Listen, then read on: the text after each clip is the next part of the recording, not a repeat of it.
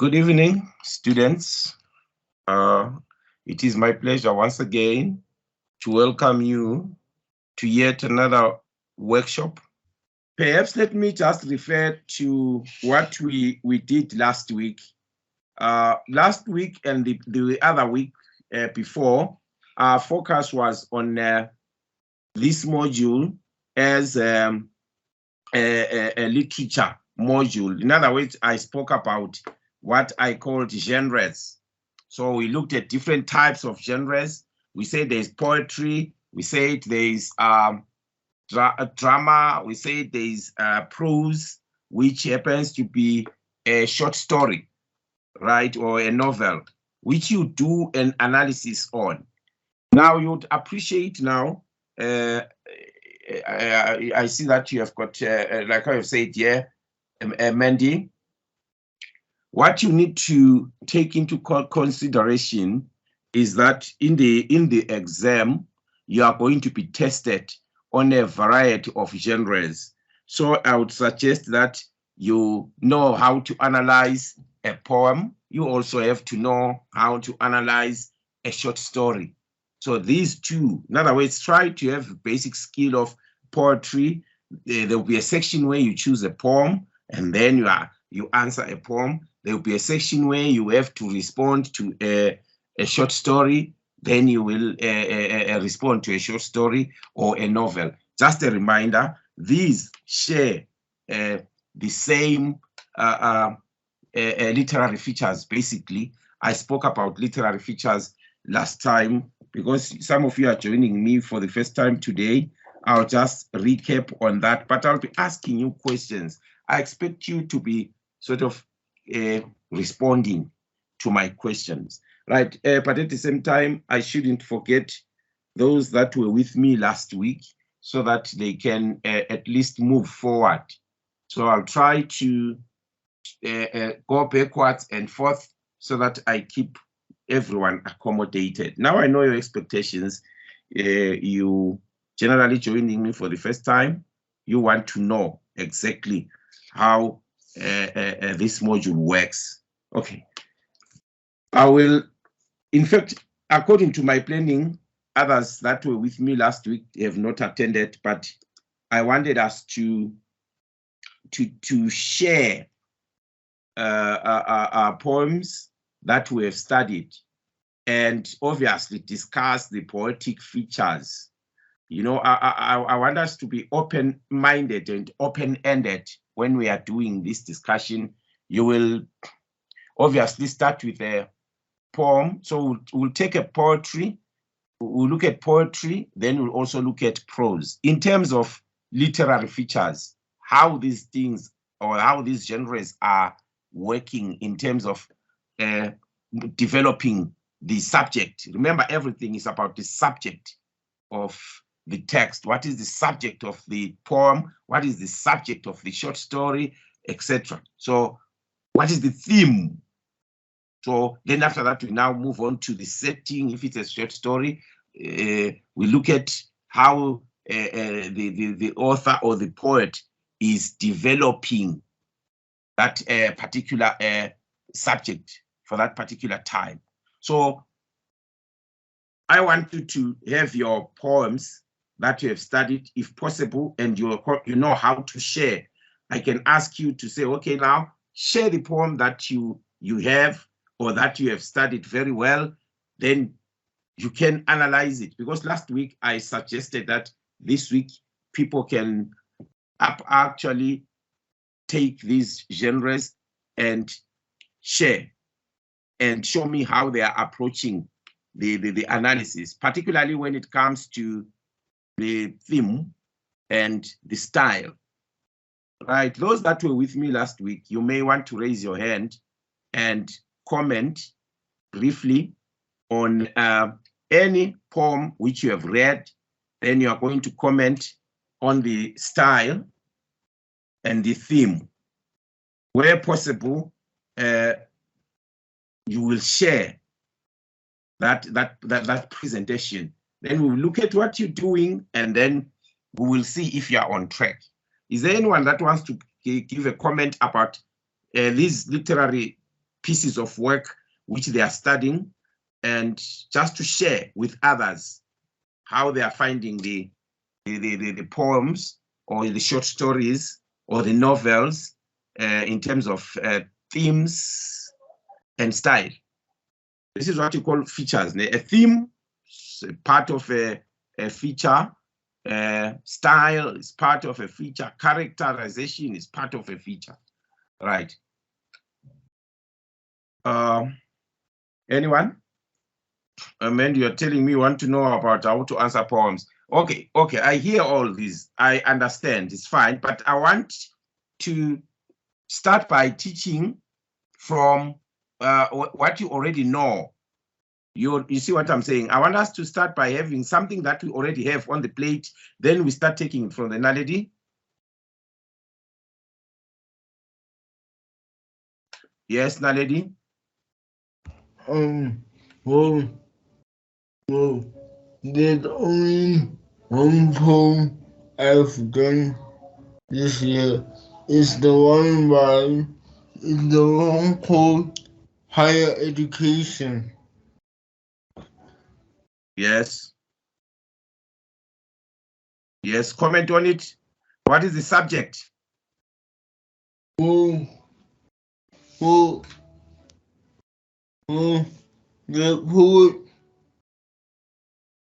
poet is tired of hearing about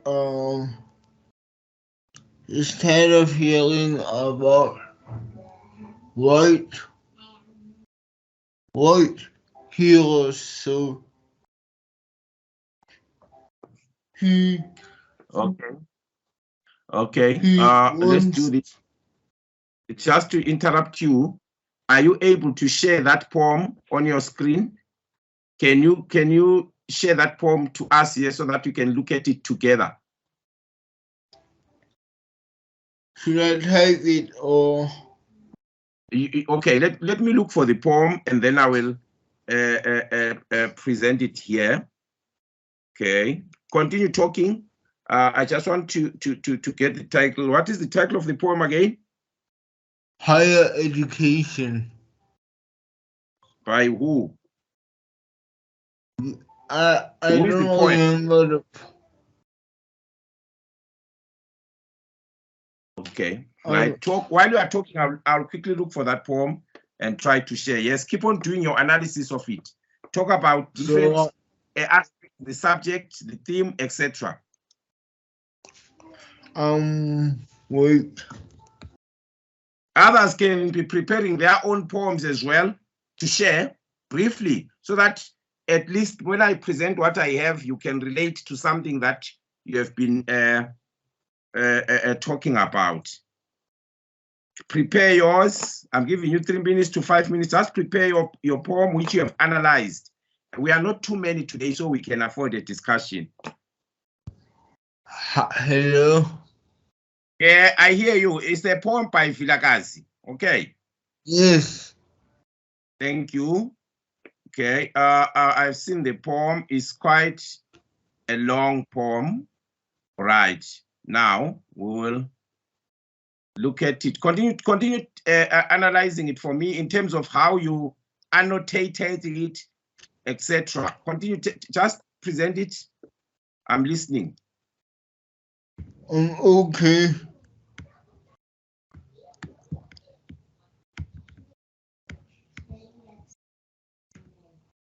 I'm still listening. Go ahead. So, in the first stanza, the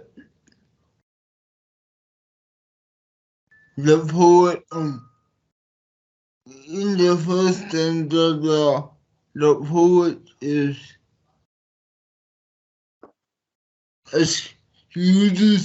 uses books to escape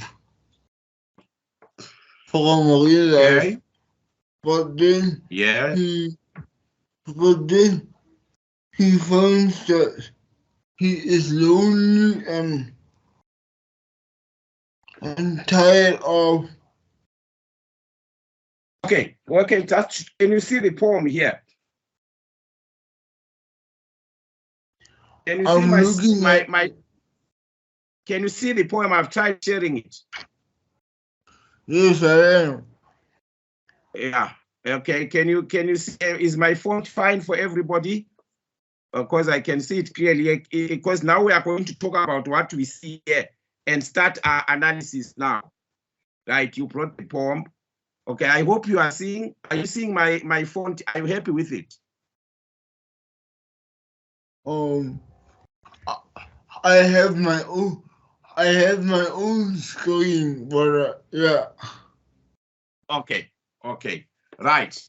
I want us to look at this poem together. Right. First, I will ask questions. Then, because you are now leading in this discussion, I'm building from your perspective, from how you are understanding it. So first, I'm going to ask you and say, what is the title of the poem? Is Higher Education. Right. So that is the title. So when I get there, I'm going to say Higher Education is the title of that poem. Right. Why is it called Higher Education? Let's talk quickly and finish this analysis, then we'll go to another one. What is the significance of the title? Well, I think the poet is in varsity and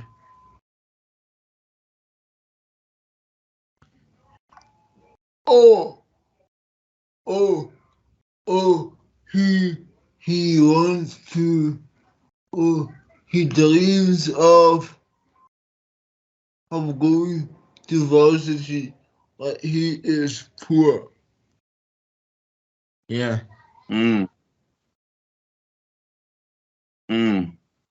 So yeah. Okay.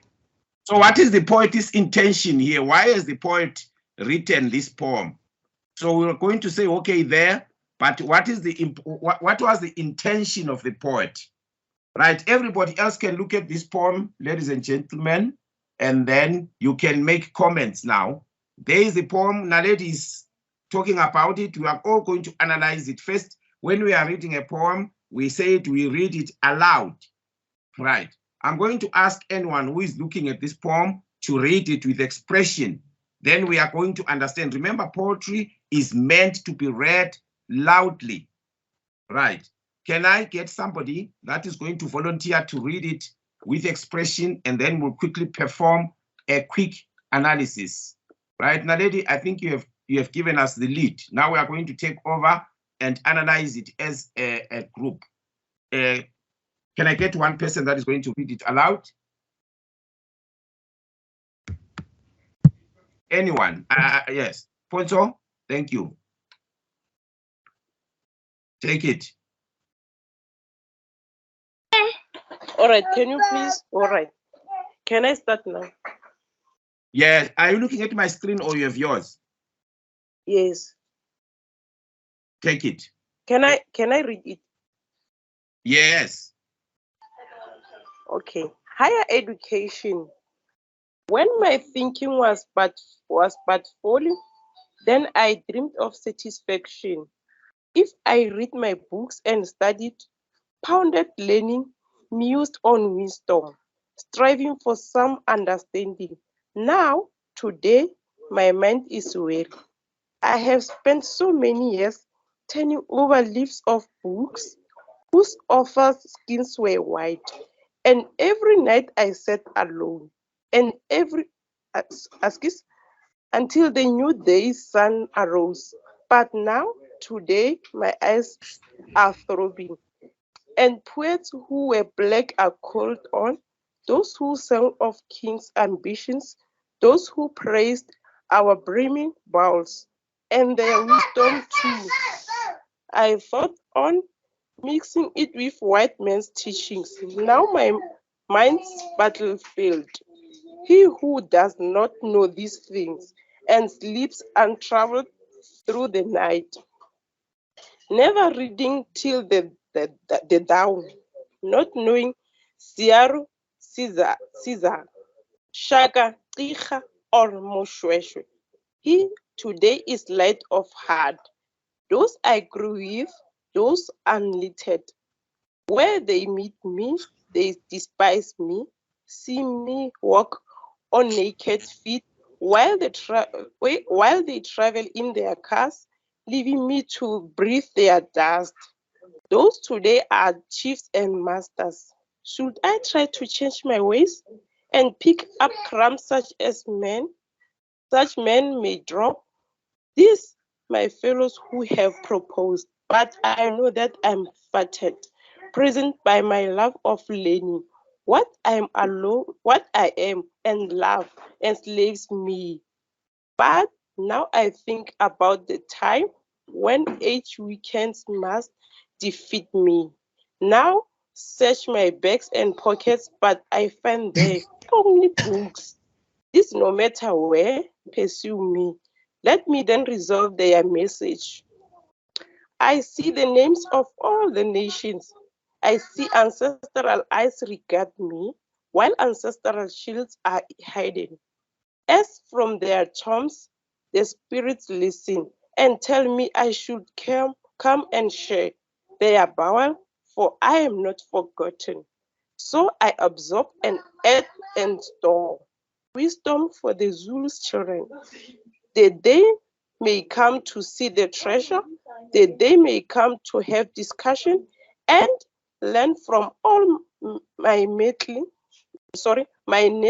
writings, never written for ambition. For you, ancestral spirit, edged me, inspiring me through hours of darkness. But then I shall be here no longer. Yes. Thank you. You read it, but tell me, is it the first time you go through this one? Are you reading it for the first time? For this, this is a prescribed poem, right? yeah, it's not for first time because we did it previous on my assignment. Good. So you are not reading it for the first time. Yes. Yes, but let me tell you now, you can meet a poem and you are reading it for the first time and you must make a response, a personal response, right? Yeah. I see that when you're reading this, you possibly you were just reading it through because I said read it, just wanted to finish it, right? Yeah. But I want to encourage us next time to read it with with emphasis, right? So you read through. I mean, you must read it slowly and with emphasis on specific words, so that you can feel the rhythm. You can feel where possible the rhyme, if ever there is. You can feel the pacing, etc. Okay, now.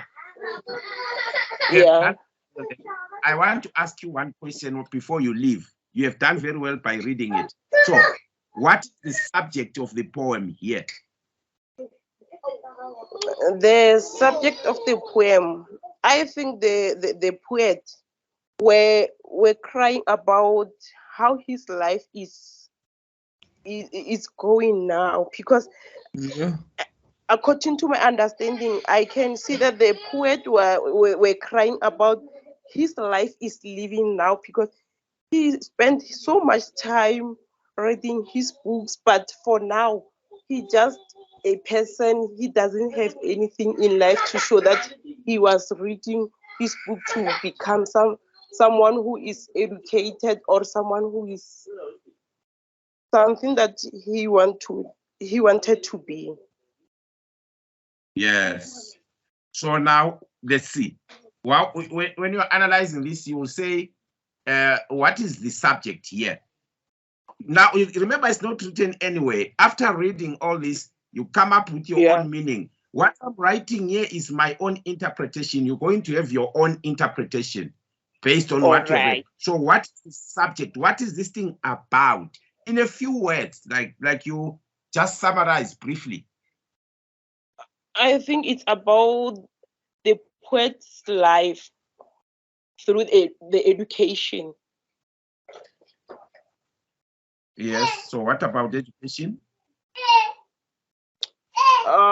I think his life was so miserable because he didn't afford to So I think. So from what you are saying, Yeah.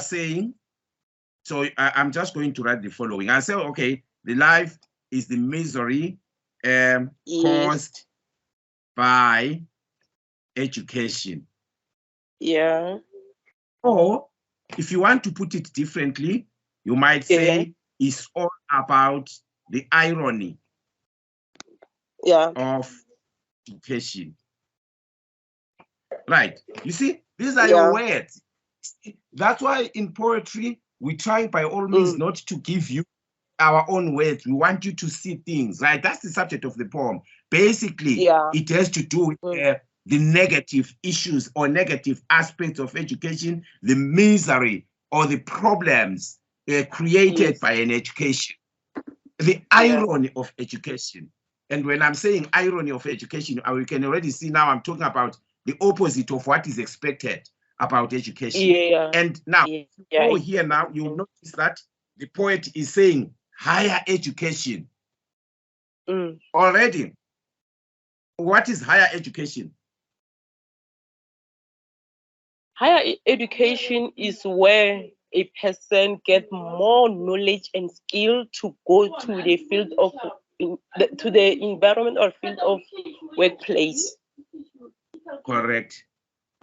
So, but you can see now that in terms of titling there, this is ironic that this person has obtained such high education, but this education has not worked out for him, right? Because he's still miserable. So that is the what? That is the subject of the poem. So I may also as well call this whole issue now the theme. So I can say it's the theme of the poem. Theme is a central idea that keeps on. Guys, if you have got a question, raise your hand. A theme is a central idea that keeps on recurring throughout. Now we know that this is the subject. And when you're writing about the subject, just take it very briefly, very brief, like I've done here. Summarize. Don't tell us the whole story. Naledi, I'm listening. Naledi, your hand is up. Put it down, please. Put it down if it's not up, so that it doesn't confuse me. Thank you. Okay. Now, you asked about the type of. Okay, put your hand down. You asked about the type of questions that you can be asked in poetry. Okay. So here, a question might say, discuss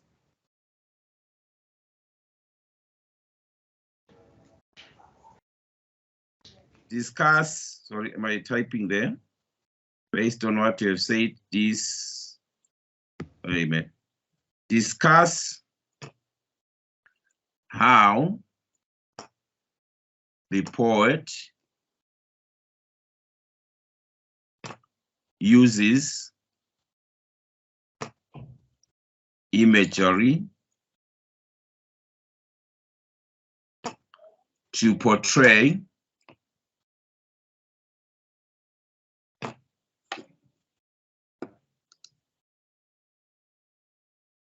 the negative effects of education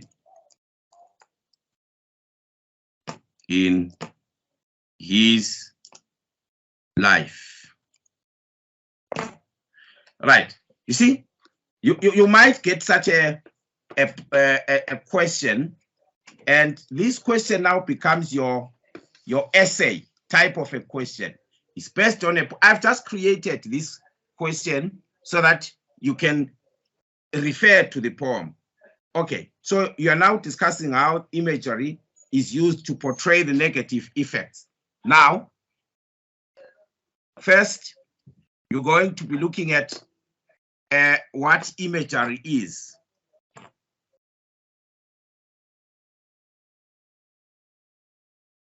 Right, I'm coming to that. I'm coming to all those things. Right, let's now take it to another level. I think somebody did very well there.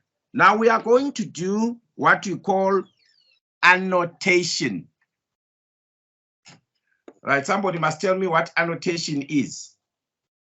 What is annotation? We annotate a poem.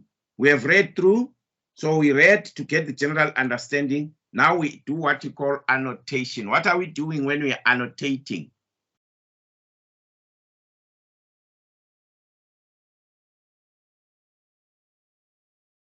Come on, try something, try, even if it's wrong.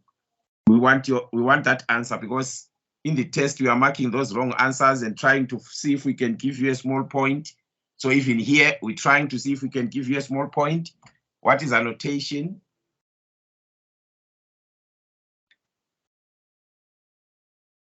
There is no way you are going to go through this without doing it through annotation. Now you are creating meaning yourselves. You are now coming up with meaning, which is going to be different. You'll notice now that everybody's responses here are not going to be the same, although we are discussing the same subject. So we are going to be looking at what you mean now by annotation. So when you do annotation, you will now go to each line, or what we call verses, right? So you'll see now that there is this first verse. So this is a stanza. So the first one here is an entire stanza, which is made up of 2, 4, 6 lines. Another stanza, 2, 4, 6 lines. Another stanza, 2, 4, 6. I'll see now. I think this one, because it's 6 as well. 2, 4, 6. 2, 4, 6. Okay, can you see that this was done through 6 stanzas? So 6 lines. Okay, let's see. You now start coming up with a central idea for each stanza. This is an annotation. So you can go to each stanza and say, okay, what is this poet doing there? When my thinking was but folly, then I dreamt of satisfaction. If I read my books and studied, pondered learning, mused on wisdom, striving for some understanding. Now, today, my mind is weary. Now, you look at this stanza now, you quickly try, because you've already seen that the theme is about the challenges of education. Now, you're like, okay, what is this stanza about? Right? Who can tell me the central theme in that stanza? What is going on there when you're annotating? What are you going to notice about the first stanza? May raise your hand.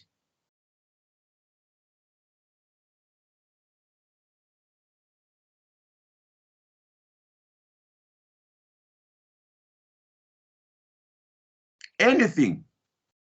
Before I give my answers, I want you to give yours. Okay. Don't be scared. Just be bold. Just give it a try. Okay. First, what are you noticing there? The poet is using the first person narrative. There. I. See? I. That's first person narrative. My. In fact, you will see now he's still referring to himself there.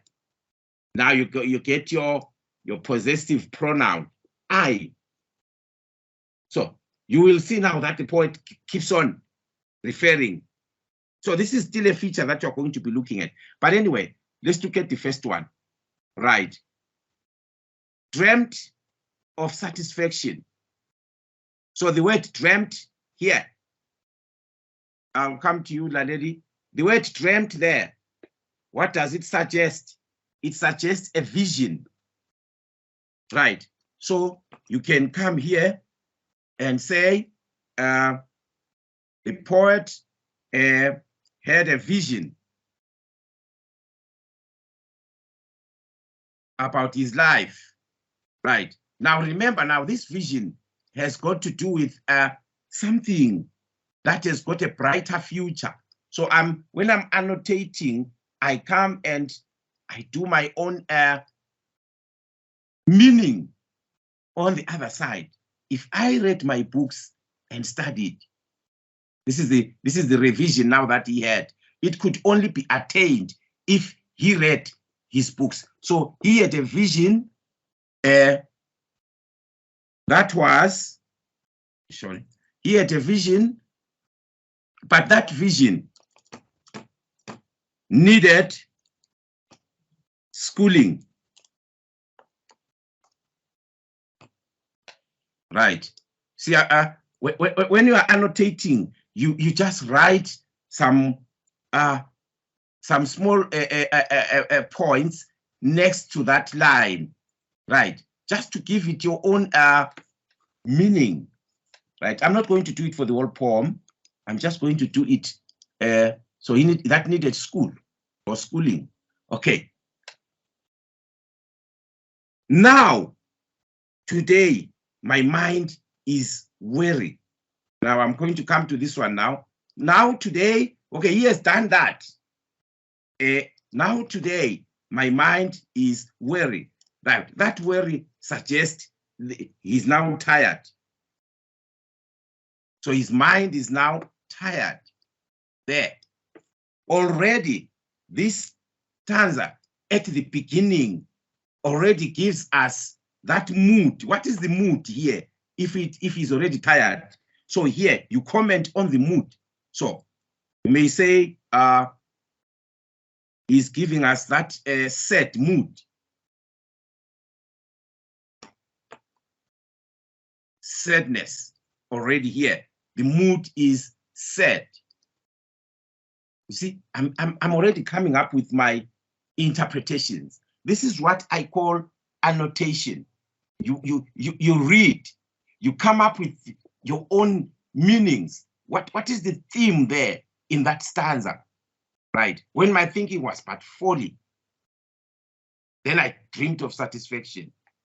So already here, the first line, the first verse is already telling you that, okay, his reasoning was not that well refined, you know. So he had not gotten that intellectual thinking. So you might just say he had intellectual poverty. I'm just giving my own words here. So he had poor thinking skills, right? The intellectual. Remember, these are my analysis, right? You have got yours. So thinking was poor. This suggests intellectual poverty. Okay, must just change the font there and make it smaller. I'm going to say that is intellectual poverty. Okay, that is intellectual poverty. But it's still ironic at the same time, because he thought he was taking a good idea, but now obviously he has realized that the idea did not work, because he decided to read books. They have taken him nowhere. He's already said, he's confused. Then, next stanza now, you continue doing the annotation. I have spent so many years turning over the leaves of books whose authors' skins were white. And every night I sat alone until the new day's sun arose.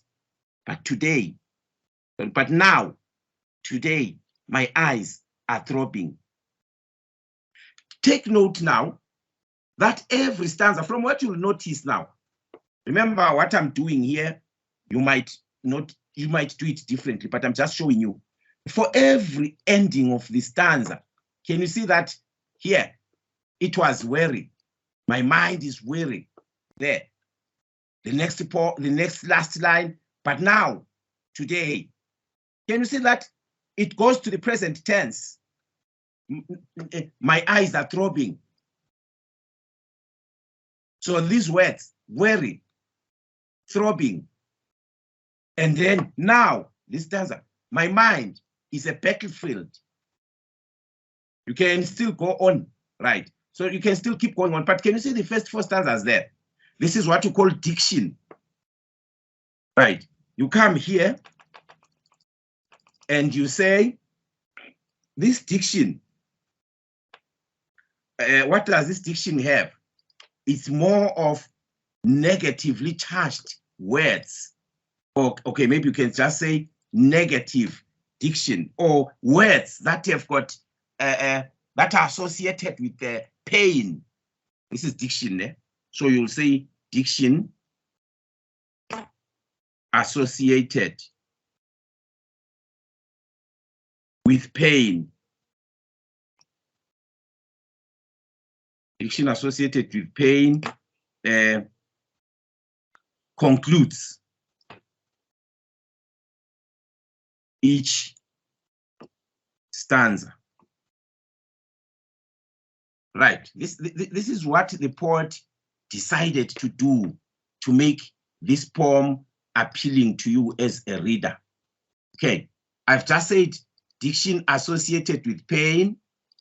That's my annotation here. Diction associated with pain is doing what? Is concluding each stanza.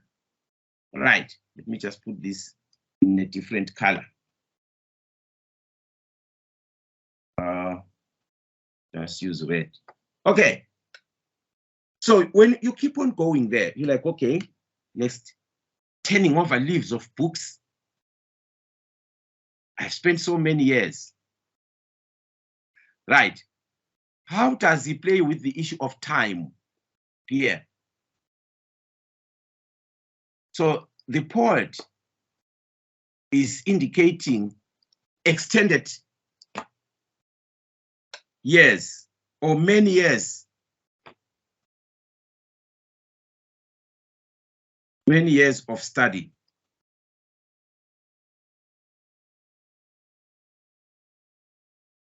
Many years of study.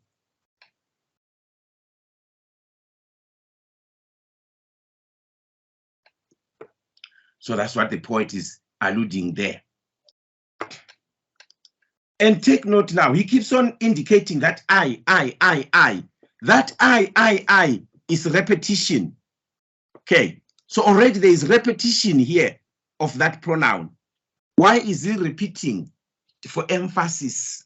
The poet is repeating for emphasis. Now, lady, you want to say something? I'm listening.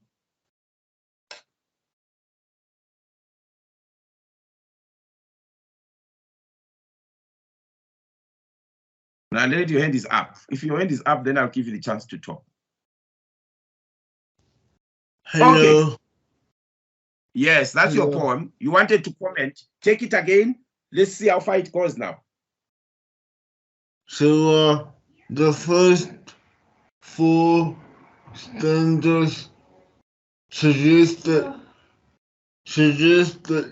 he is at war with his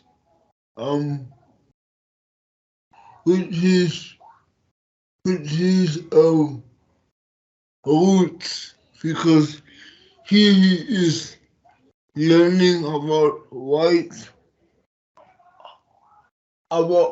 people only, so he could feel underrepresented, I think.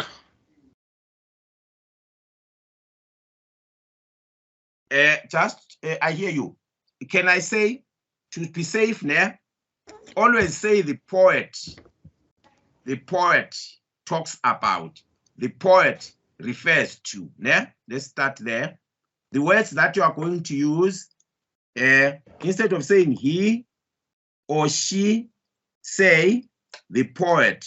We address this one, the person who wrote here, as the poet. Okay. Or the speaker. Right. Yeah, use the word poet. Say the poet. Now continue. So the poet is at war with is at war with his roots because this is in the first four stanzas, so we could suggest that the poet is at war with his roots because he is Yeah, I hear you. I hear you. feeling underrepresented as a black person. And he also says his mind is a battlefield. So the connotation of a battlefield is Correct. the nail in the final nail in the coffin, which suggests that he is at war with himself. Yes. So, Naledi, I hear you. Well done in that analysis. Excellent. You see, that's what we need. But while you are saying that, you are going to be citing. Try to avoid a situation where you just say something without citing from the poem. Normally, when you cite, refer to figures of speech, refer to imagery. Okay, let's see. While you are saying he is fighting, you remember you said, now, my mind is a battlefield. And I want that word now. My mind is a battlefield. What type of a figure of speech here is the word battlefield? Give me that figure of speech there. We could say it's a hyperbole. What is a hyperbole? It's an exaggeration, isn't it? Yes. All right, listen. If you say it's an exaggeration or a hyperbole, now you must explain it. Explain it. I will. Once you say hyperbole, I want you to explain the impact of the hyperbole. Right. So tell me now. You are saying this is a hyperbole. Okay. Yes. Let's see now. Let me say I'm going to take your hyperbole. Okay. Right. You have said that is a hyperbole. Now, you must state there what is being exaggerated and then comment on its effectiveness. Yeah. That's where you get your marks. When we say poetic features, you identify it, then you explain how it gives meaning or how it makes us understand the subject of the poem in detail, right? Qualify that hyperbole. You. So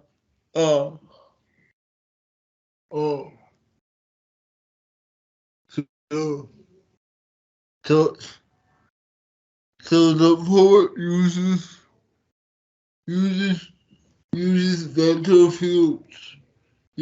battlefields as a hyperbole to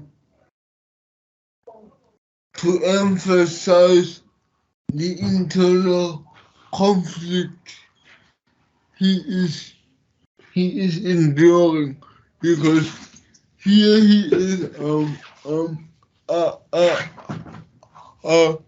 learning about white only white authors. Yeah. Yes. Now let me show you something there. Well done. I appreciate. So you see now what you're doing. You are saying how. So, but now you must indicate how a mind becomes a battlefield. Now let me show you something. When you get to that stanza, try to read everything in context so that you can explain this battlefield.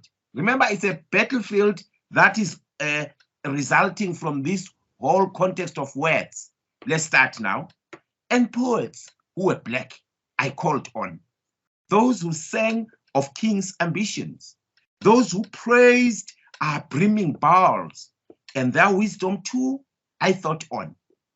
Mixing it with white men's teachings. Now my mind is a battlefield.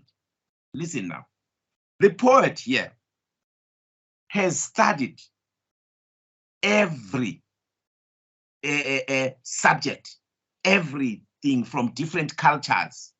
He has studied writings from if you remember from what he said there, from the white skins. You can see now, this is a South African writer, okay? So he's already in Africa, but he has studied abroad where they were, he's referring to white skin, other skins were white. These are white people, okay? He has done maybe English literature, Shakespeare, William Wordsworth, all those English literary, sorry, let me change there. He has studied all those, she has studied all those poets. Then listen to this. And poets who were black, he has also studied poets, black poetry. Oswald Mbuyiseni Mtshali, he has read. Shakespeare, he has read. Now, of those who sang of king's ambitions, here now, maybe he was busy reading poems or literature about those that were poems about legends of different cultures. Okay, those who praised our brimming bowls, even those that praised African culture. Okay, that bowl, it's a symbol. You can see, can take a bowl as a symbol of a culture, but the word brimming suggests something that is full, something that is beautiful, and that belongs to us. So he read everything about the culture, and then also about wisdom. This is philosophy. He has studied philosophy. Remember, wisdom has to do with philosophy, and also trying to get it to white men's teachings, possibly what white people and the civilization. You'll understand that white men's teachings symbolize civilization. Now, when he tries to marry all these things together, he gets confused. And then the mind becomes a battlefield. Can I tell you now?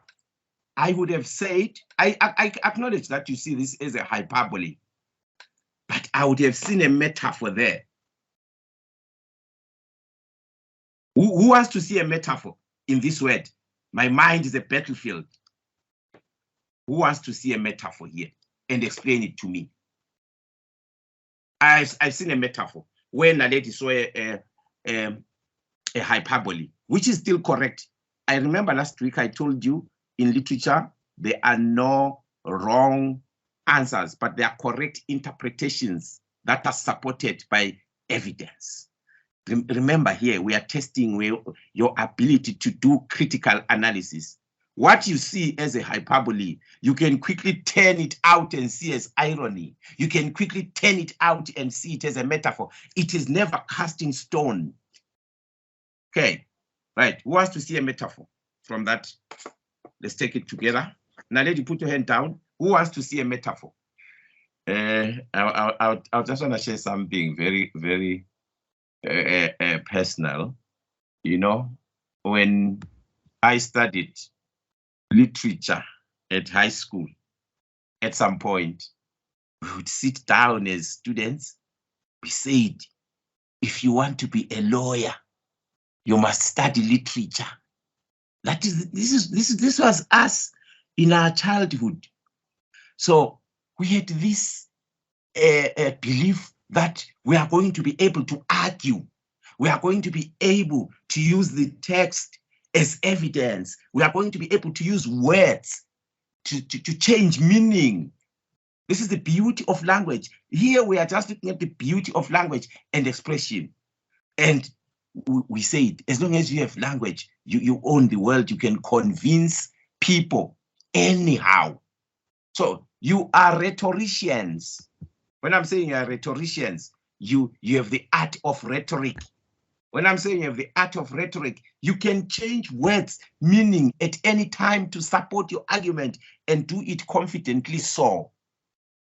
So there's nothing here that is going to be one answer. We are coming from many different understandings. And please avoid going to the study guide and just reproducing that study guide. Do you know that the interpretation of that poem was maybe done by that lecturer?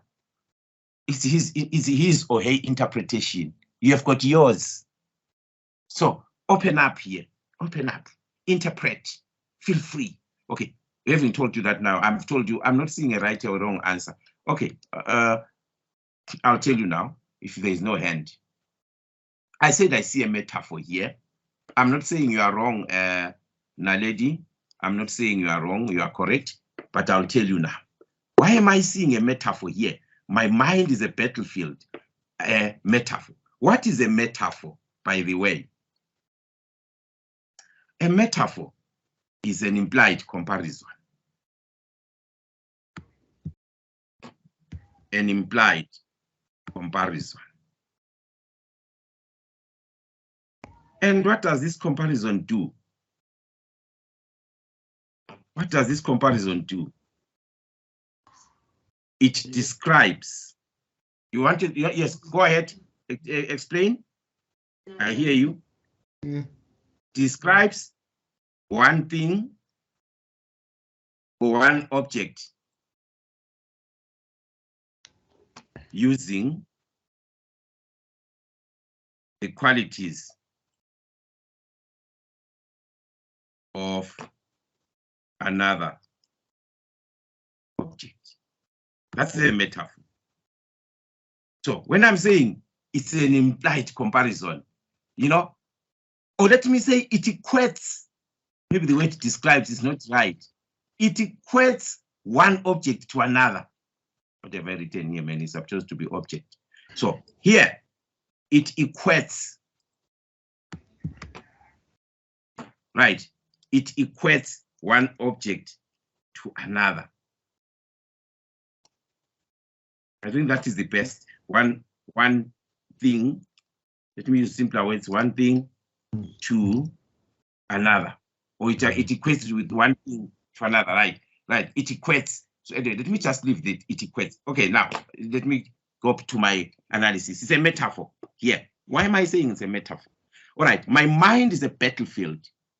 So you know a battlefield is a war zone. It's a war zone. So the poet takes the qualities of a war zone. You know, in a war zone, there's pain, there's suffering, there's injury, there's confusion, there's sadness, all the negatives. So he has taken the qualities of a zone, a war zone, or a war field to describe his state of mind or to describe his mindset at this point. So that word becomes a metaphor. Now, so you mentioned that the poet uses a metaphor in order to amplify the confusion that is in his mind as a result of reading excessively and not getting the benefits of the reading that he has. So that's a metaphor. Remember my question here, it will say, discuss how the poet uses imagery to portray the negative effects of education in his life.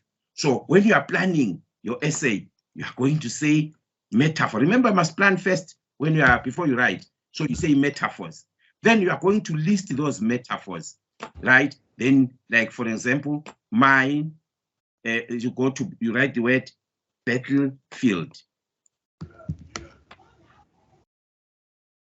My keyboard is stopping typing there, I don't know, okay. You write a battlefield. That word is a metaphor. Right, do you want to see another metaphor? It's fine if you can see more than one. Let's go to the poem and see more than one metaphor. Who wants to see another metaphor in the poem?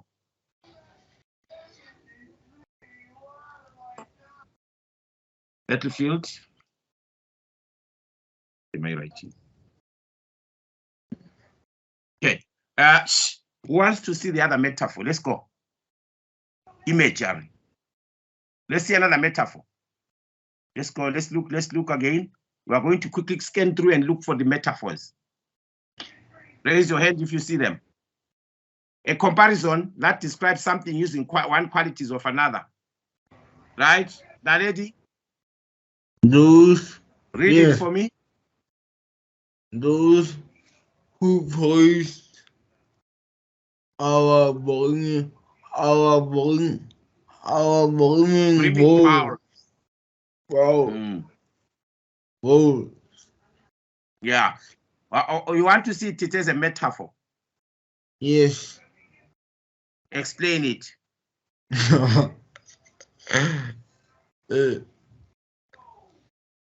Can I teach you something? If you can't explain it, don't even use it. Yes, I can try now to see that becomes a metaphor. But if at that point you cannot see it as a metaphor, better leave it and look for something that you can qualify easily. Okay. All right. Okay. Let's see. Let's go back to that one which you saw. All right. What is a brimming bowl? Whoa. What is it? What is it? Can somebody find it?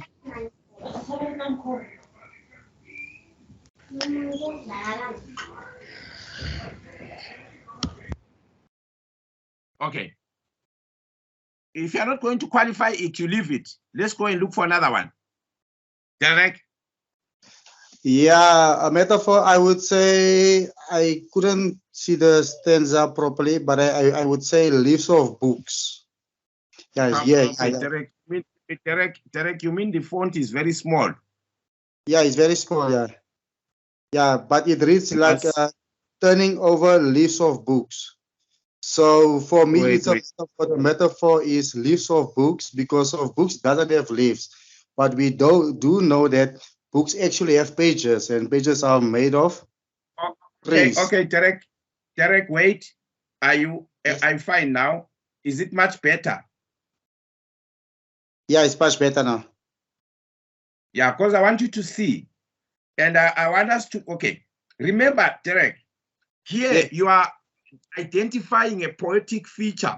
Take confidence to explain it convincingly.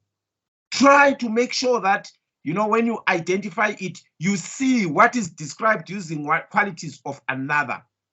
Okay, you are saying the metaphor is turning over leaves of books. Yes. So right. Qualify the metaphor is qualify the metaphor there. Sorry? Yeah, explain it to me. You must show me the image. Right. Remember, in a metaphor, you have one thing described using qualities of another. Right. So if you see that as a metaphor, convince me that there is one idea that is described using qualities of another idea.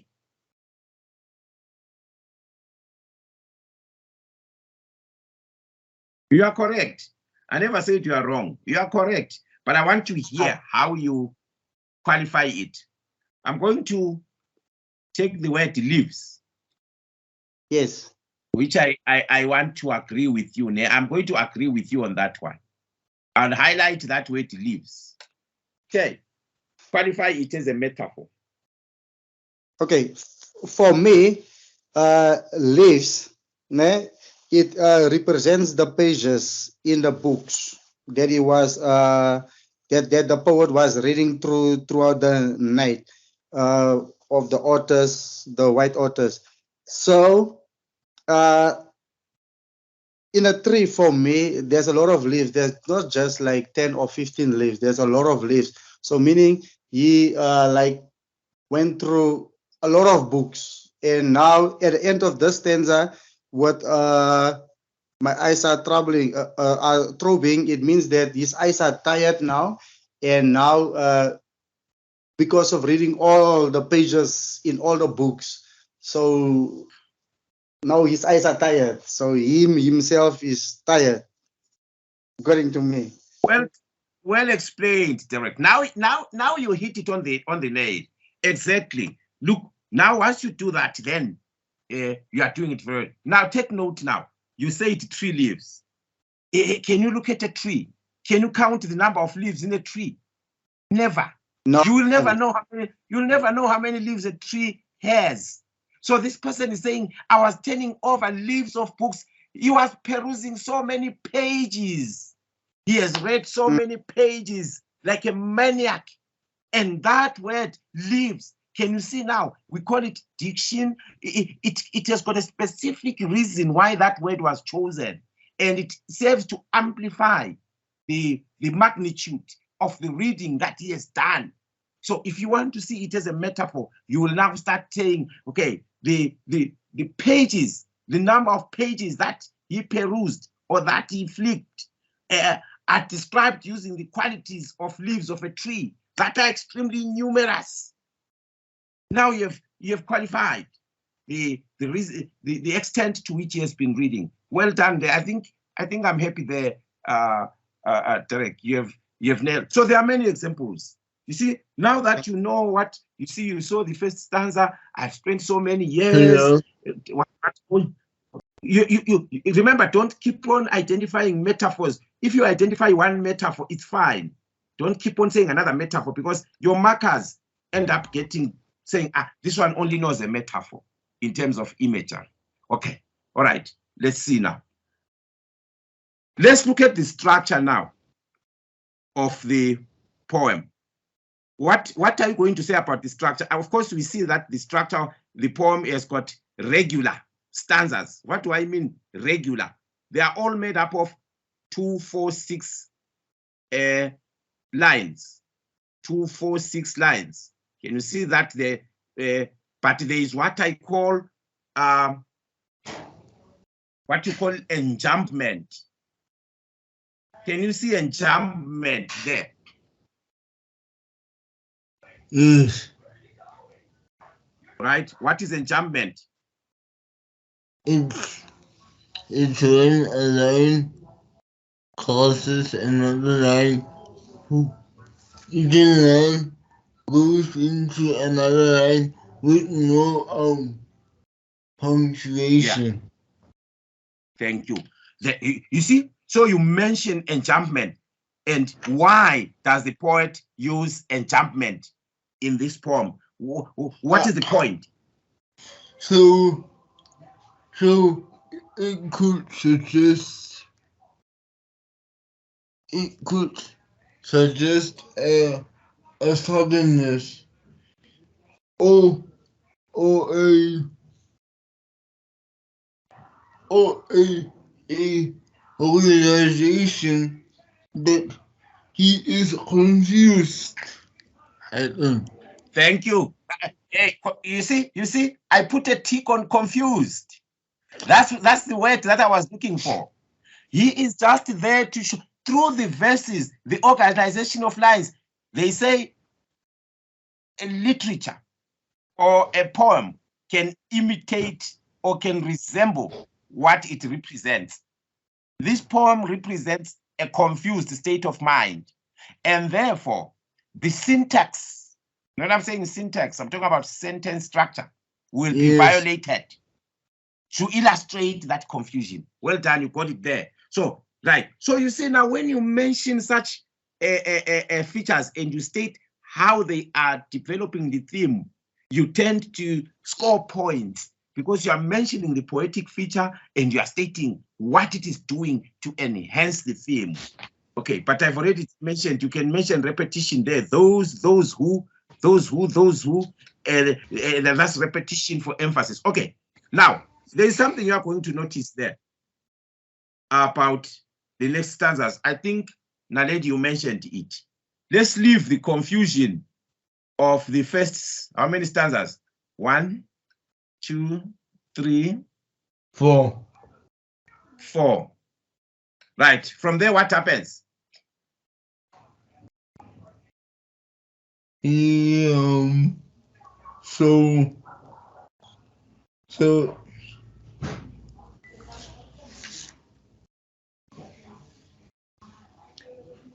So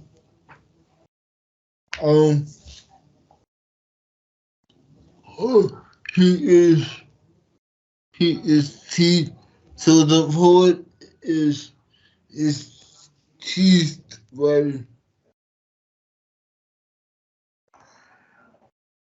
he. Oh, the poet is mocked by those who don't understand, who are uneducated, and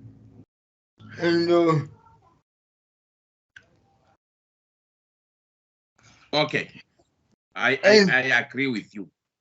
And they mock him, and they regard him as arrogant when really he is humble.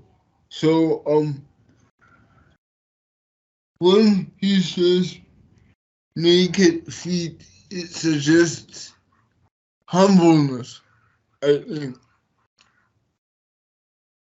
Correct. I want us to say, he who does not know these things.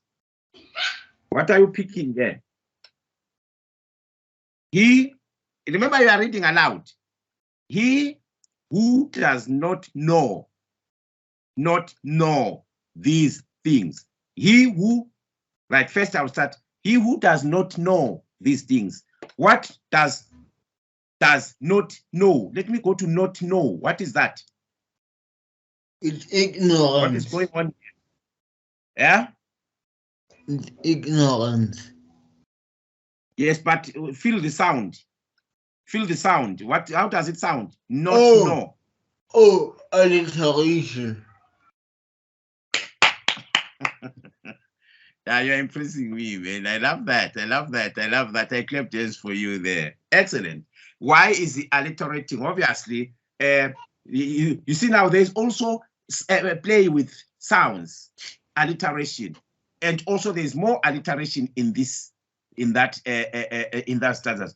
These things.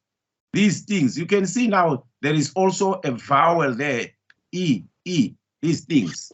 He who, right? So it's and sleeps untroubled through the night, never reading till the dawn. What is the significance of this word till? What am I going to say about it? It suggests he does not rest. Yeah, see now, formally, the word is supposed to be, formally, the word is supposed to be until. Yes. But now the poet has used what we call what? Contraction. But let's call it colloquialism.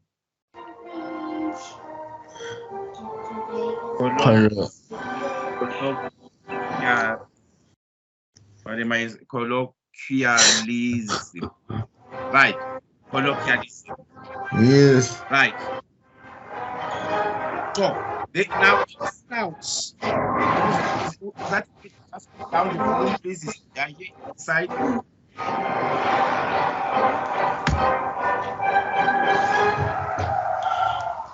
Power of your TV. Right. Now you can see now that the poet here deliberately brings in now. You see now, if you are never reading till the dawn, this suggests a relaxed mood. So these are people that are relaxed. You know, you are even relaxing the language. Better are those whose life is relaxed, who are not troubled, who don't even read. Basically, he's saying, let those that have never gone to school, maybe they are better. Not knowing those characters, whether it's Caesar, not knowing whether it's Shaka, whether it's Kriga. You know, all these people are the kings. You can see Shaka is king of Zulu. Mosheshe is also a king, and Kriga and Caesar. All these are kings, both in Africa and in Europe. Then he says, he today is light of heart. What is happening there? Is light of heart. But, pick that language. What's going on there? What is happening there? Comment. That's a stylistic feature, that one.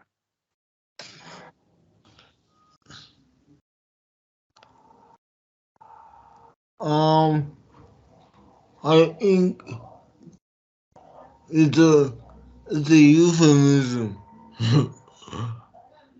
You explain. Once you say euphemism, what is euphemism? Sugar coat. What is the sugar coating? What is the sugar coating? He's sugar coating. He's sugar coating the fact of that I think he is sugar he's sugar coating. He's sugar coating. You notice something?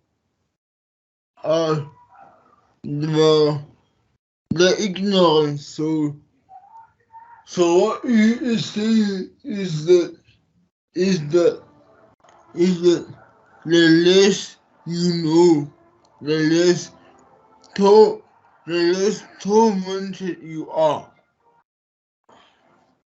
Yes, but can I get other people's analysis? Thank you. I think I respect that, Naledi. But you see, what you are bringing to me now, when you say, because we must look at how language is supposed to be used. Then we comment on the stylistic features. We call this style is light of heart. We are expecting somebody, so maybe the poet should have said has a light heart. Okay. That's how it was supposed to sound.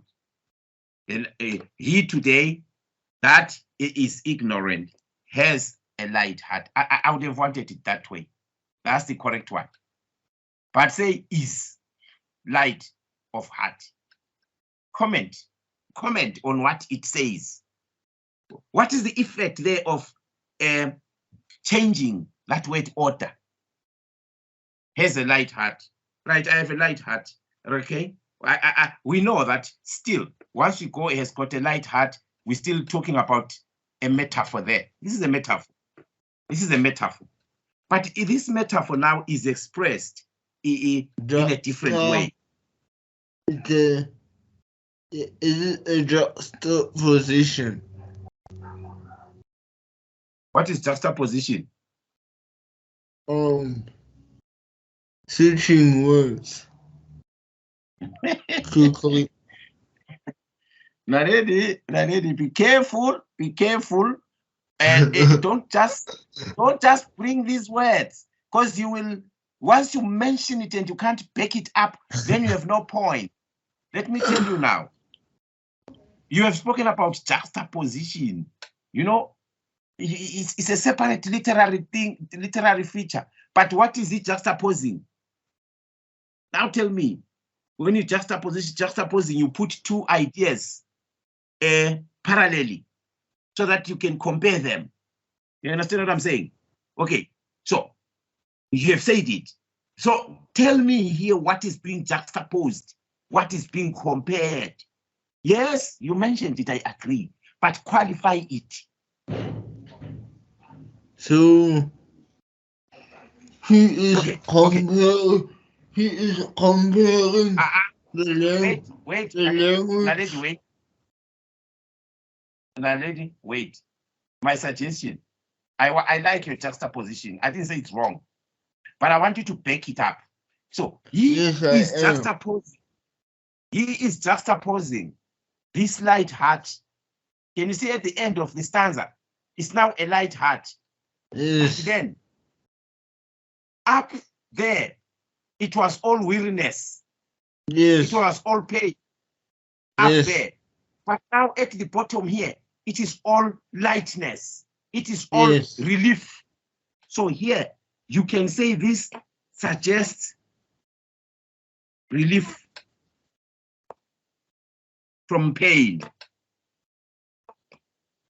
That's the juxtaposition. So when you are mentioning, state clearly that he is juxtaposing the pain mentioned in stanza, in the last line of the first three stanzas, the last verse of the first three stanzas. Now, this is a juxtaposition. Yes, you win there, you win. And why is he doing that? In order to show the contrast, that those that have not done any expectation or that have not read are better. But I still wanted somebody to comment. Why is he saying is light of heart instead of saying has a light heart? You see, small words will make a big difference. What is the difference between is and has? You may overlook that, but it's a powerful word.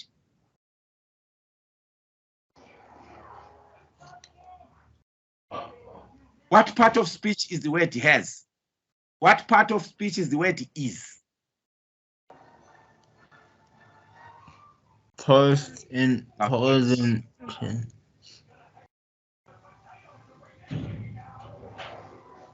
Now listen. Naledi is a star. Naledi has a star. It's different, yeah? So is becomes more definitive than has. So this word, that is, that helping verb, you know, is it's an auxiliary verb. It's actually making it more powerful than using the word has in that context. Okay, let's leave it. Let's go now to the next one. Those I grew with. Now, can you see the pronouns? Pronouns. Now, what is going on now? Is now referring to what? Those. It's now other people.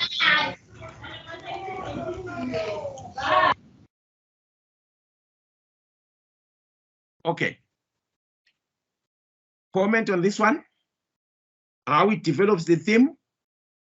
It's an analysis, stanza to stanza, getting the central idea, looking at the images, looking at the stylistic features, relating them to the theme, how the theme is developed, the theme of a pain caused by misery of education. Okay, so those that I grow with, what does those suggest? These are people, so this is a plural form of people, which means they are quite a number. Okay. Now, when they meet me, they despise me. Right. So the word despise now takes us back now to the pain that we learned in the first stanza. Naked feet. Naked feet. So that naked feet, what does it suggest? Poverty.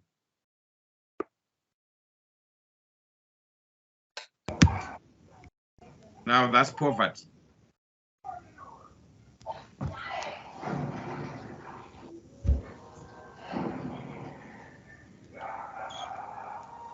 Right. So that's poverty. That's suggested there by naked feet. While they travel in their cars, leaving me to breathe their dust. Okay. This is a contrast now. Here, you can see that this stanza presents a contrast between feet and cars. So, and also breathing their dust. Now, these today are chiefs and masters. I think that is quite clear. He's still indicating that others have become far better than him. Should I try to change my ways? What is going on here? What type of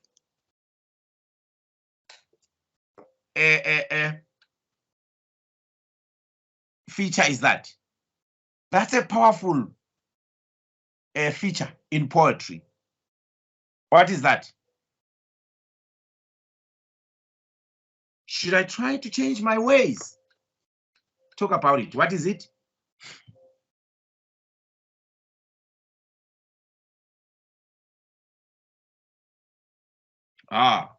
It's called a rhetorical question. It's called a what? A rhetorical question. What is a rhetorical question?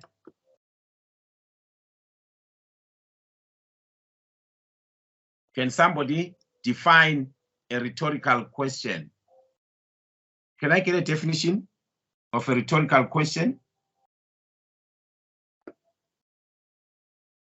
It's a feature that you have mentioned, that you have seen. The poet is using it for a reason. Why does the poet have this? But check whether there's a question mark there. Maybe he has also just decided not to use a question mark, because from my side here, it does not have a question mark. You must check whether I copied it very well. But what is a rhetorical question?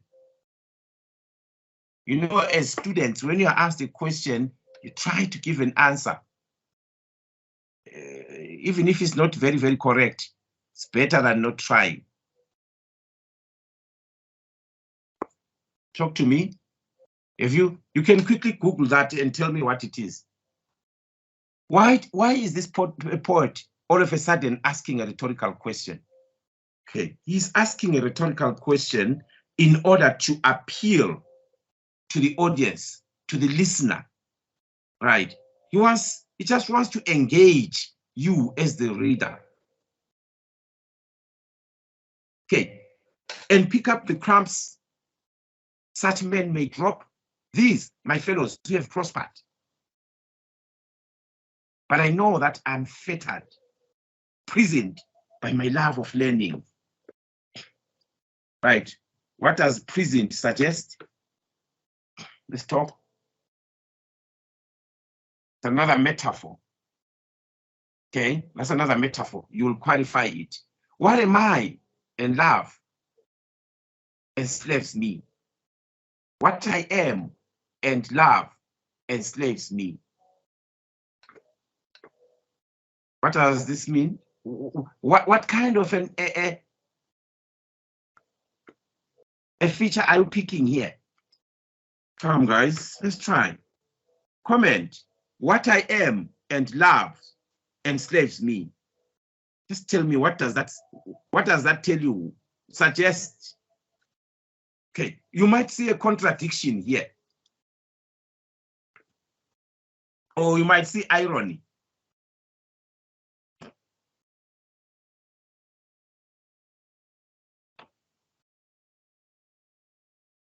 Right, irony is the opposite of what is expected. Right, you expect what you love not to make you suffer. But this is ironic, that what you love enslaves you. What you enjoy doing brings pain. It's a contradiction. Right. Right, you can read that poem until you finish doing the same analysis. I see, whatever you'll see there, you comment. Every aspect of the poem must bring in that style, those aspects of imagery.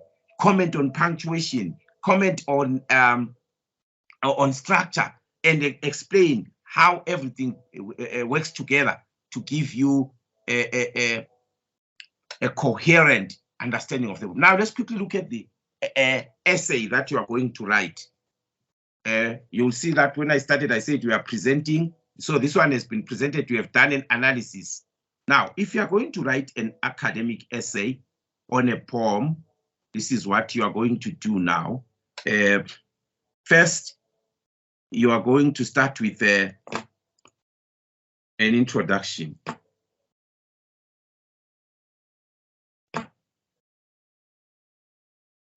Now, this introduction is, remember, there is a question, like I have said here now, discuss how the poet uses imagery to portray the negative effects of education in his life. So here, you might want to first define imagery. Try, man, to define a term. You may want to define a key term here. such as imagery, or especially there, what is imagery, right? A key term, right? E.g., imagery.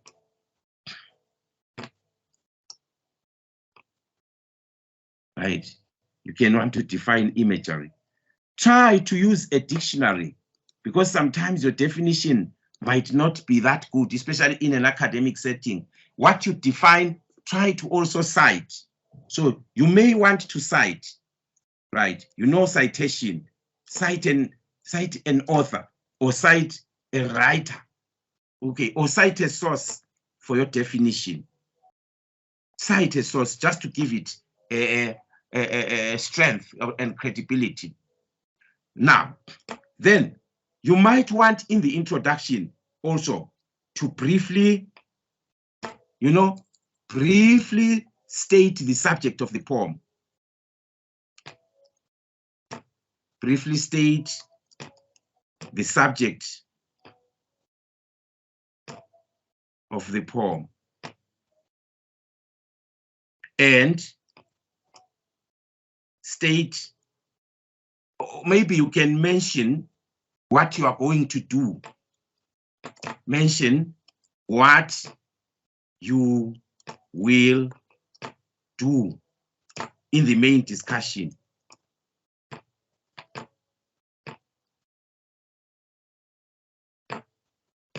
So what you will do here is to say imagery refers to, or maybe you can start by looking at the poem. The poem, higher education, written by so and so, is about this and that, right? It uses a lot of vivid imagery in order to amplify the theme. Imagery refers to, then you state what imagery means. Then you say this discussion presents an analysis of poetic features and how they enhance the theme. So an introduction must be very brief. It is not the main discussion. The introduction is not the main discussion. It's just an opening line. Then you come to your main discussion now.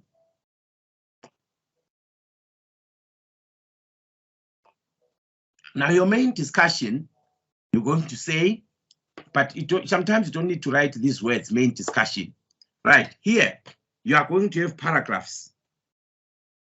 You are not allowed to write in point form, because we assess your work according to your ability to write comprehensive paragraphs. So you're going to say, my first paragraph here, I want a single idea. Remember, the paragraph must contain a single, it must contain a single idea. What do I mean by a single idea? So if, for example, you want to say in paragraph 1, metaphors are used to amplify the pain the poet goes through, or the poet went through. Right. Now, here in this paragraph, you are going to do the metaphors in this paragraph. So you will mention that the poet uses metaphors in order to amplify the amount of suffering that he went through. Right. In stanza 3, line 5, I'm just giving an example. You mentioned the stanza. In stanza 3, whatever stanza, because you must identify the poem. In stanza 3, line 5, the poet uses the word, right? In stanza, if it's a poem, in stanza 3, I'm just giving an example. In stanza 4, line 5, the poet equates. Remember, you say it metaphors there. Once you say metaphors, please don't keep on saying he uses metaphors. We know that you are already handling a metaphor, but now start using different words. You cannot keep on saying metaphor. So the poet equates. Now, remember, I said a metaphor is equating something, right? The poet equates this to that, right? So the poet equates his mind to a battlefield in order to, remember now you must indicate that you understand why that image is used, in order to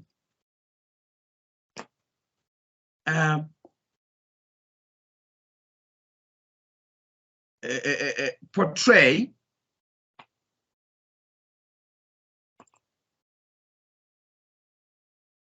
let's say to vividly portray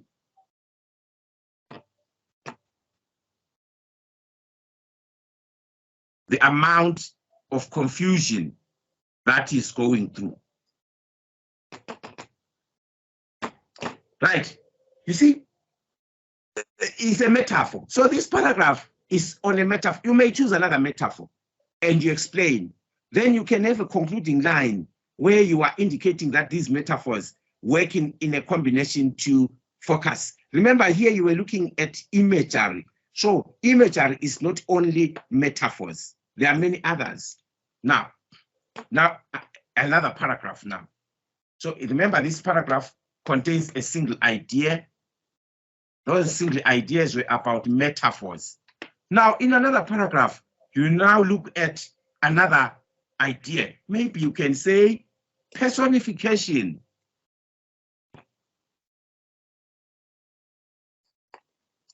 Now here, you're going to write about personification in that paragraph. You know what personification is. So you may want to say personification is used. Maybe you can define personification, right? Cite a source and say personification refers to, right? Already, I think you know what personification is. Then you mention the poet personifies, or the poet gives animate objects. Remember, personification is giving animate or human qualities to inanimate objects. So you say here the poet personifies or animates an inanimate object, such as in order to. Why is the poet personified? You give the reason. Then you mention the effectiveness of personification. Then third paragraph, you may want to refer to similes.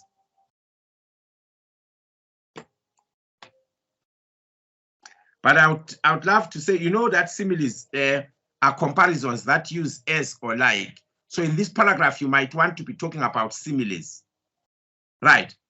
Remember now, also, whilst you're writing similes in that paragraph, you might want to quickly come down here and say sound features.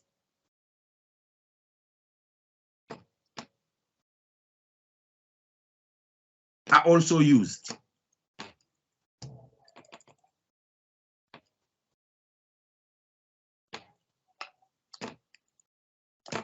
Right, what are these sound features?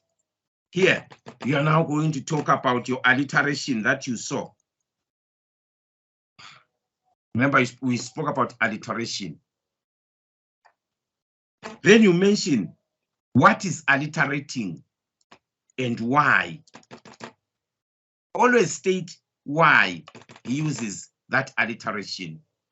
Okay. You see, it's a single idea that I'm expressing in every paragraph. Then in another paragraph, you can now come to diction. Now, diction, remember this diction is the choice of words. So you now have diction that has negative connotation.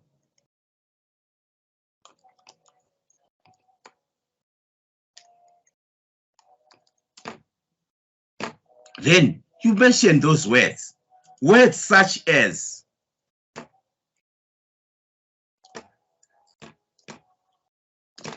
then you put that word in quotation marks. Let's see the word battlefield. I'm just please don't use the same word. Ne? Show that you know the different things. If you have used battlefield as a metaphor, don't repeat it. Words such as battlefield, suggest, or yes, they suggest. Connotations is suggested meaning. What do those words suggest? Okay, you can't write everything about anything, right? You have done it. Then conclusion. But please, can I also remind, if you can cite, must always keep citing here. Cite from the poem as much as possible. And then conclusion. In conclusion, use the word in conclusion. Now, you are mentioning what you were writing about. The poet used metaphors,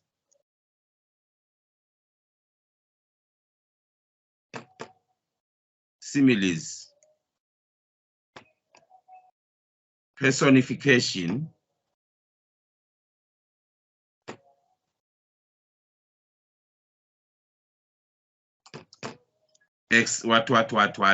to show the amount, or to depict or to illustrate.